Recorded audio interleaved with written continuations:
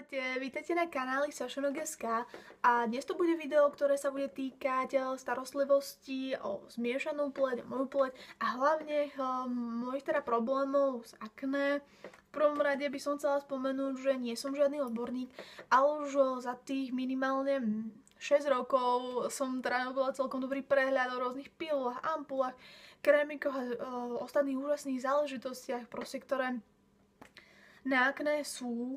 A toto bude len taký súhrn možno hrada typov, nič akože svetoborné nové, ale to boli záležitosti, ktoré jednoducho mne pomohli v liečbe akné, v zlepšení toho stavu pleti. Mimochodom mám tu pre vás nové farebné pozadie, tak dúfam, že sa vám bude páčiť. Všetky zvieratka sú nejaké také vycívené, ako pozerám. No, takže sa môžeme rovno do toho pustiť a asi prvá vec je návšteva kožného lekára.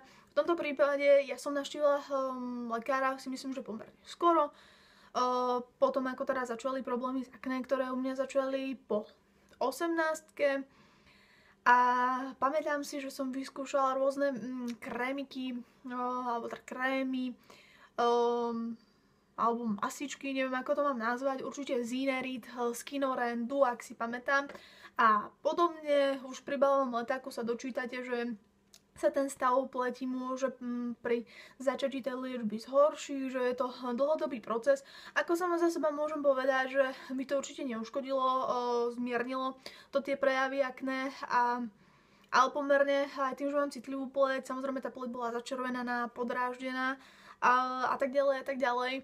Veľmi sa teda šúpala, čiže celkovo som mala problém vôbec to akné a tie prejavy pleti jednoducho zakryť. Pre niekoho je to tá prvá aj posledná cesta, čo sa týka návštevy kožného lekára, že tieto tabletky alebo mastičky pomôžu. Mnohí hľadajú rôzne alternatívy alebo doplnkovú liečbu. Ja si pamätám, že som vyskúšala kopu rôznych aj výživových doplnkov, ale čo si spomínam je, že mi pomohol a celkom fajn a dobre na pleť mi robil Acneon. Myslím, že sa to tak volalo, také zelené tablety to boli. Možno teraz tak rozmýšľam, možno urobím samostatné nejaké video o produktoch, ktoré som používala a používam a ktoré sú na pleť fajn. Čo by som chcela spomenúť ako ďalšiu záležitosť, určite pokiaľ máte naozaj teda problém s akné, je fajn investovať do kozmetiky z lekárne alebo prírodnej kozmetiky. Za mňa je fajn napríklad La Roche, Nux, alebo z tej prírodnej kozmetiky, ja neviem, napríklad Veloda, ale je toho celkom teda veľká kopa, lebo si myslím, že tie veci z drogerky jednoducho neobsahujú ani účinné látky, ktoré by vám naozaj nejakým spôsobom efektívne v tom boji s akné mohli pomôcť. Samozrejme, pokiaľ máte na pleti nejakých pár nedostatkov, tak určite z tej drogerky niečo pomôže. Väčšinou to obsahuje alkohol, čiže to vysuší, ale na to je možno fajn aj nejaká obyčajná alpa, ktorú má väčšina ľudí doma.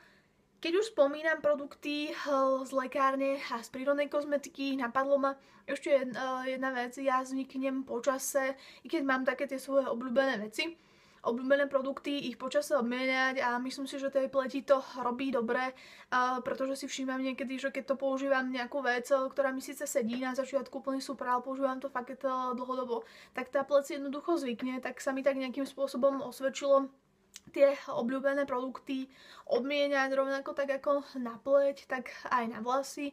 Čiže za mňa je fajn to striedať. Ďalšia vec, určite ľutujem, že som nezačala chodiť skôr na čistenie pleti ku kozmetičke. Jediné, čo by som tu odporúčila, je naozaj si vybrať dobrú kozmetičku, ktorá vám pekne určí vlastne typ pleti, stav pleti, procedúry, ktoré máte absolvovať, ako často ich máte absolvovať a mne sa výrazne zlepšila po tom, čo som začala chodiť na čistenie pleti a teda pravidelne na čistenie pleti stále chodím, naozaj sa tá pleť zlepšila. Ako samozrejme, ja budem mať vždy zmiešanú pleť, bude tam ten sklon k akné, typ pleti sa nemení, ale ten stav je výrazne lepší.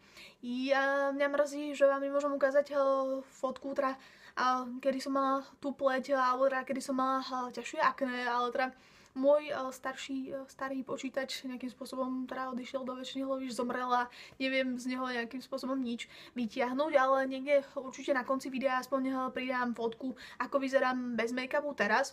Určite ako nie je to nejaké úžasné ako z časopisu, ale tak som ochotná vyzať bez make-upu do obchodu alebo otvoriť poštárke a je to teda o mnoho lepšie alebo výrazne lepšie, ale teda dokonalosť to nie je.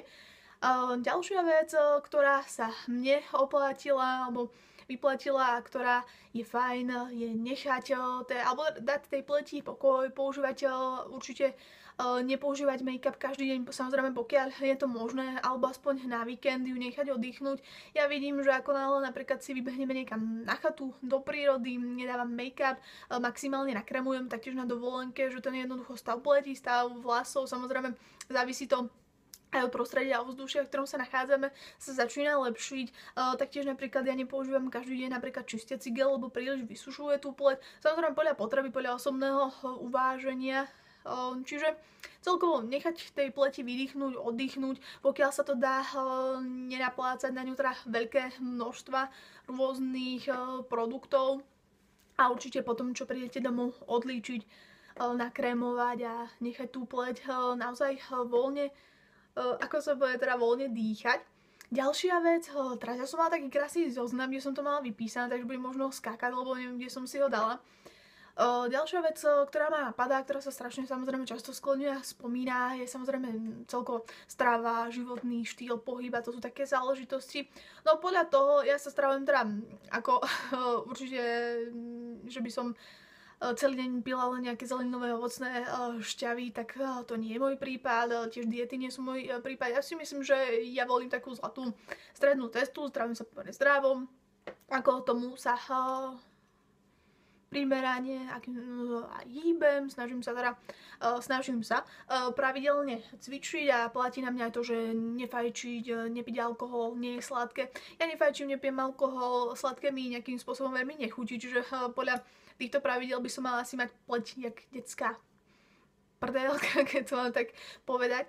Ale určite samotný ten zdravotný štýl prispieva tomu stavu pleti, i keď možno vaša kamarátka, ktorá ponúcuje, fajčí a teda pije väčšie množstvo alkoholu, lebo sa nezdravo stravuje, môže mať krásnu pleť, možno aj vďaka antikoncepcii, ktorá je veľmi väčšinou prospešná pri liečení teda akné, ale už sa nehľadí možno aj na tie ďalšie vedľajšie účinky, ale ja si myslím, že sa to určite prejaví, ten životný štýl vekom a na tej pleti sa to odrazí. Samozrejme ďalšia vec je genetika, ale čo sa týka stravy, určite je fajn zdravšie sa stravovať, hýbať sa a či už stavu pleti, ale myslím si, že aj tej celkovej psychickej pohode človeka, ktorá má vplyv aj na zdravotný stav, aj na stav pleti, aspoň podľa mňa, to celkovo prospieva. A posledná vec, ktorá ma napadá a ktorú by som chcela spomenúť, je v podstate, keď už spomínam psychický stav, tak to samotné sebavedomie. Pokiaľ vás trápi ťažšie akné, mnohých mnohým to zasiahne alebo zníži to sebavedomie. Ja keď som mala teda problémy s akné alebo také ťažšie akné, tak celkovo som sa necítila príliš dobre. Radšej som chodila vonku, keď bola tma alebo šero, kde to ten stav pleti nebolo až tak vidieť. Jednoducho aj celkovo som nerada chodila von. Necítila som sa nejak fajn alebo príjemne a chcela som sa toho akné čo najskôr a najrychlejšie zbaviť. Bohužiaľ väčšinou tam treba naozaj tú trpezlivosť. Jednoducho asi nepoviem nič nové, proste sú to také univerzálne rady, ktoré vám povie každý, treba pozitívne myslieť, byť trpezlivý. Ako bohužiaľ je to tak a jednoducho, keď sa budete stresovať alebo nejakým spôsobom negatívne myslieť, alebo tak vám to jednoducho nepomôže. Naozaj treba byť trpezlivý, vytrvať v tej liečbe, pozitívne myslieť a pokiaľ máte okolo seba ľudí, ktorí nejakým spôsobom vám znižujú to sebavedomie alebo majú nejaké hlúpe reči, posmešky a to môže byť na strednej, na vysokej škole alebo aj od dospelých sa možno mnohokrát dostanete alebo sa vám dostane nejaký nepríjemný poznámok a to nie len v súvislosti s akné, tak si to netreba brať tak k srdcu a obrniť sa to trpezlivosťou, pozitívnym myslením, ktoré spomínam už 5-krát, ale je to jednoducho tak, takže ja budem držať všetkým palce, nielen teda v boji s akné, ale akýkoľvek problém vás trápi, aby ste sa jednoducho toho zbavili čo najskôr a dúfam, že sa vám toto video páčilo, že ho niekto vydržal pozerať do konca a že sa uvidíme pri ďalšom videu. Určite mi dajte vedieť, aký problém, alebo teda, či aj vás trápia problémy z akné a bolo by som rada, keby ste mi dali vedieť, či by vás napríklad zaujímalo video o produktoch, ktoré na zmiešanú pleť a akné používam, alebo celkovo aké videá by vás do budúcnosti zaujímali. A to bude asi všetko. Majte pekný deň. Ahojte.